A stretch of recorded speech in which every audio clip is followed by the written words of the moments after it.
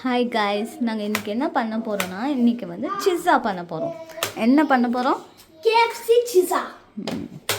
அதனால தான் it's KFC சிஸ்ஸா. So அதனால தான் மிஸ்டர் முன்னா மாஹி வெஜிடபிள்ஸ் கட் பண்ணிக்கிறாரு.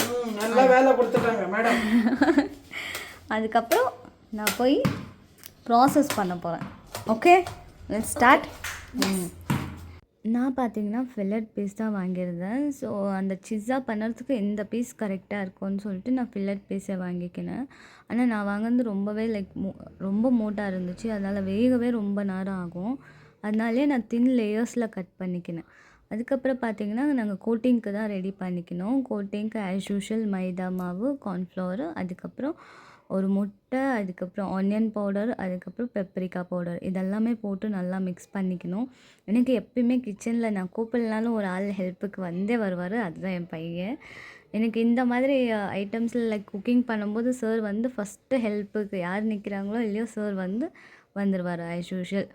அதுக்கப்புறம் இன்றைக்கி பார்த்தீங்கன்னா அக்கா பையன் எல்லாருமே வந்துட்டு இருந்தாங்க. ஸோ நாங்கள் இன்றைக்கி எதனா கொஞ்சம் டிஃப்ரெண்ட்டாக பண்ணலான்னு சொல்லிட்டு எல்லாருமா சேர்ந்துட்டு தான் இந்த சிஸ்ஸா பண்ணலாம். எதுக்கு சும்மா போய் அங்கே கேஎஃப்சியில் சாப்பிட்றது, நம்ம வீட்டிலே ட்ரை பண்ணி பார்க்கலான்னு சொல்லிட்டு தான் நாங்கள் இன்றைக்கி இதெல்லாம் எல்லாருமா சேர்ந்துன்னு பண்ணிகிட்டு இருந்தோம். பட் பரவாயில்ல, நல்லாவே வந்துச்சு. பட் அவ்வளோ கேஎஃப்சி ஸ்டைலில் வந்துச்சான்னு கேட்டால் சொல்ல முடியாது. பட் அந்த டேஸ்ட்டு நல்லா இருந்துச்சு. நான் ஜாஸ்தி வந்து ஆனியன் பவுடரும் அதுக்கப்புறம் பெப்பரிக்கா பவுடர் யூஸ் பண்ணுவேன். ஏன்னா அந்த கேஎஃப்சியோட ஸ்டைல் அந்த டேஸ்ட் கொடுப்பாங்க. சில பேர் வந்து அஜினோமோட்டோலாம் யூஸ் பண்ணுவாங்க மோஸ்ட்லி டேஸ்டிங்க்கு. பட் நான் அது யூஸ் பண்ண மாட்டேன். நான் எப்போயுமே இந்த ஆனியன் பவுடர், பெப்பரிக்கா அது ரெண்டுமே மிக்ஸ் பண்ணால் எனக்கு அந்த டேஸ்ட் நல்லாவே வரும். அதனால நீங்களும் ட்ரை பண்ணி பாருங்கள், மோஸ்ட்லி உங்களுக்கும் பிடிக்கும்.